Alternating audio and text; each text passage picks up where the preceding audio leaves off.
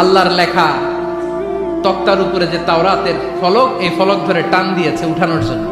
আল্লাহ যেহেতু কিতাব দিয়েছে নিয়ে যায়, কিন্তু কি আজীব তামাশা, তক্তা ধরে কাঁধে তুলবে তো দূরের কথা, নাড়াতেই পারে না। সুবহানাল্লাহর আসতে বলেন, নাড়াতেই পারে না। উনার এত শক্তি, উনি এক থাপ্পড় মেরে ফেরাউনের বাবুর্চিকে ওই জায়গার মধ্যে দুনিয়া থেকে বিদায় করেছিলেন। এক ধাক্কা মারলে 10 জন 10 হাত দূরে যেয়ে পড়তো। উনি রেগে গেলে ওনার মাথার চুলগুলো টুপি আর পাগড়ি ভেদ করে উপরের দিকে এরকম খাড়া হয়ে দাঁড়িয়ে যেত। স্বয়ং মালাকুল মাউতকে থাপ্পড় মেরে চোখ কানা করে দিয়েছিলেন। এর